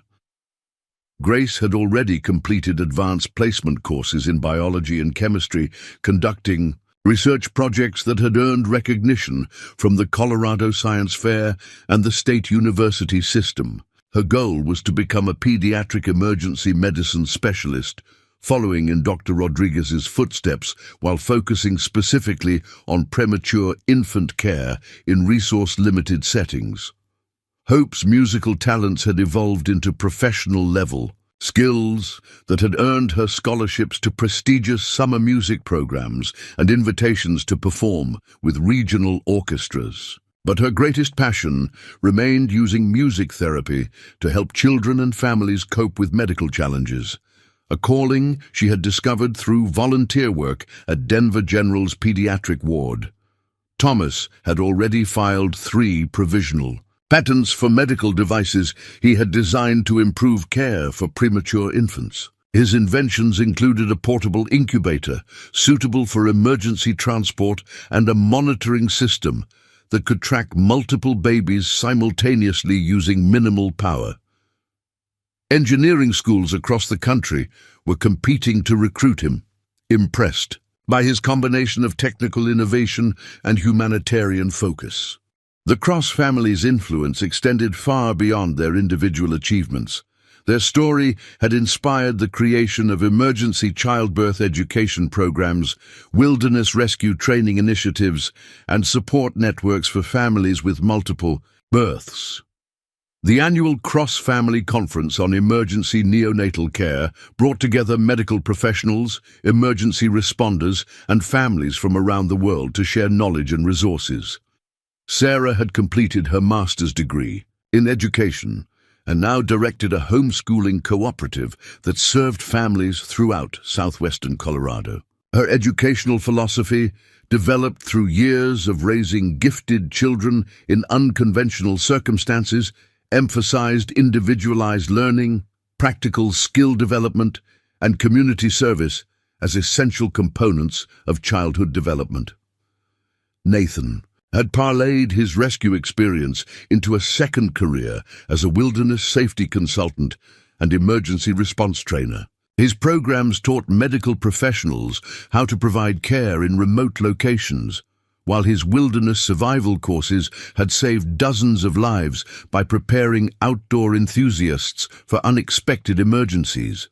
But perhaps their most significant impact came through the Safe Haven Network, a system of emergency shelters they had established throughout the Rocky Mountains. Each shelter was equipped with medical supplies, communication equipment, and detailed instructions for handling various emergency situations, including emergency childbirth procedures. Dr. Rodriguez, now in her 60s but still serving as chief of neonatal intensive care, had become a close family friend whose annual visits to the Cross household were cherished traditions. Her medical assessments of the children had contributed to groundbreaking research on premature infant development, while her mentorship had guided their career choices and academic pursuits. These children have exceeded every prediction I made about their potential, Dr. Rodriguez reflected during her most recent visit. But more importantly, they've retained the compassion and resilience that made their survival possible.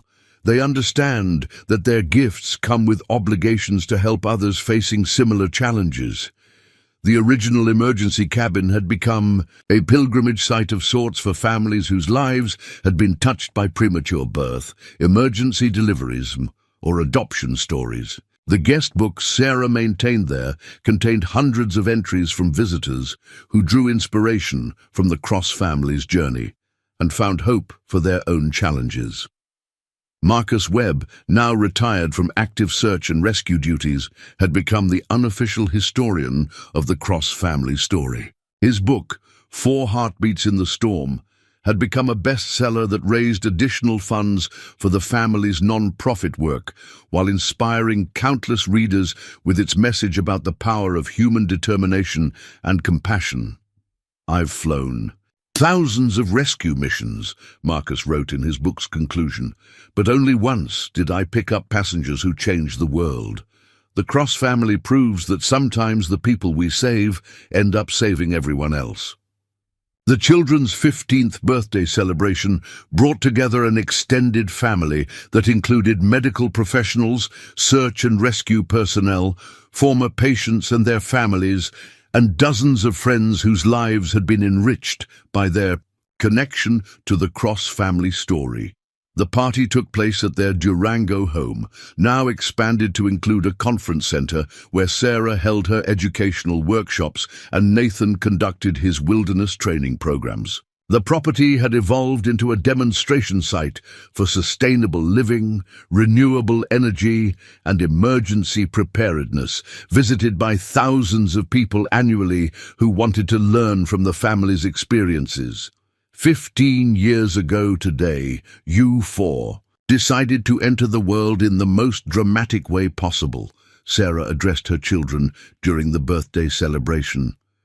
You taught us that love is stronger than fear, that family is more important than convenience, and that extraordinary circumstances often reveal ordinary people's capacity for extraordinary things.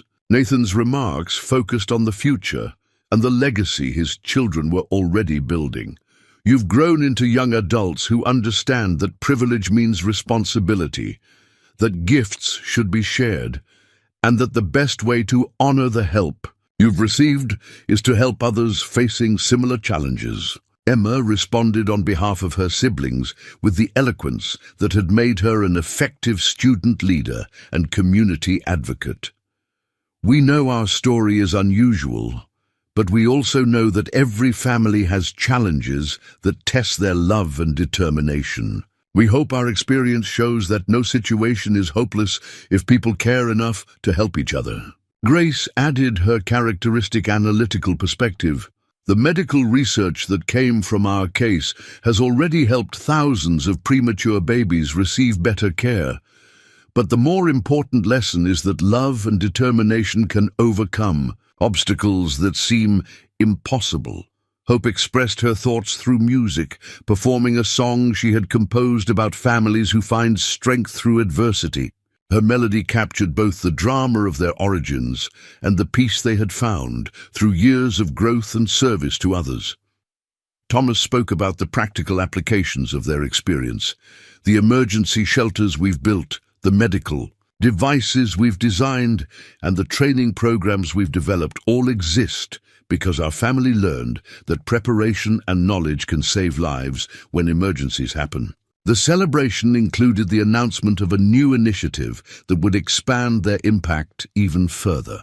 The Cross Family Foundation had received a major grant to establish emergency preparedness centers in rural communities throughout the American West, each equipped with medical supplies, communication systems, and trained volunteers capable of handling various crisis situations. Our goal is to ensure that no family ever faces the kind of isolation and lack of resources that we experienced, Sarah explained to the assembled guests.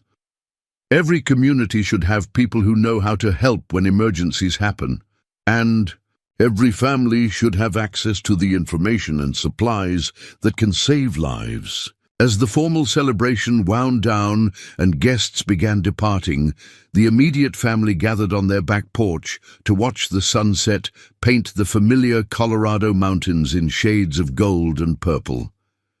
The view reminded them of countless evenings they had spent together, planning for the future and reflecting on how far they had traveled from that night in the mountain cabin. Do you ever wonder what would have happened if Dad hadn't found us that morning? Grace asked, using the question-based thinking that characterized her approach to understanding the world. Nathan's response reflected the wisdom he had gained through 15 years of fatherhood and community service. I think about it sometimes, but not with regret or worry. I believe we were meant to find each other, that everything that happened before was preparation for everything that came after. Sarah agreed, adding her own perspective on the journey they had shared. The night you were born, I thought my world was ending. Instead, it was beginning. You foretaught me that family isn't about perfect circumstances or ideal conditions. It's about love that's strong enough to overcome any challenge. Emma, now mature enough to understand the full implications of their family's formation, offered her own insights. Maybe the most important thing about our story isn't how unusual it was, but how it shows that ordinary people can do extraordinary things when they have to protect the people they love. Hope began humming the melody she had performed earlier, and gradually her siblings joined in, creating the kind of spontaneous harmony that had characterized their relationship since childhood. Their music drifted across the mountain valley, a sound of contentment and gratitude that seemed to honor both their remarkable journey and the peaceful present they had created together. Thomas, ever practical, had the final word. The best part about having an unusual beginning is that it makes you grateful for everything that comes after. We know how lucky we are to have each other, and we know how important it is to help other families find the same kind of happiness. As stars began appearing in the darkening sky above the Colorado mountains, the Cross family sat together in comfortable silence, surrounded by the love they had built through years of shared challenges and mutual support. 15 years after, 4 premature babies had entered the world during a mountain blizzard. They had grown into young adults who understood that their extraordinary beginning was just the foundation for lives dedicated to helping others find hope, strength, and family connections that could overcome any obstacle. The future stretched ahead of them, filled with possibilities for continued service, academic achievement, and the ongoing adventure of a family whose love had proven stronger than every challenge they had faced. Their story had become a testament to the power of human determination, the importance of being prepared to help others, and the truth that families formed through love and choice could be just as strong as those created by convention and circumstance. Inni, the restored mountain cabin where their journey had begun, the guest book continued to fill with entries from visitors who found inspiration in their story. And somewhere in those Colorado mountains, other travelers might someday find themselves in desperate need of shelter, medical care, and the kind of hope that comes from knowing that people care enough to prepare for others' emergencies. The Cross family legacy would continue through every life they had touched, every emergency shelter they had built, every family they had inspired to believe that love could overcome any obstacle. 4 heartbeats that had begun during a mountain storm had grown into a symphony of service that would echo through generations of families who understood that the best way to honor the help you've received is to help others find their own paths to safety, love, and hope. Up next, you've got 2 more standout stories right on your screen.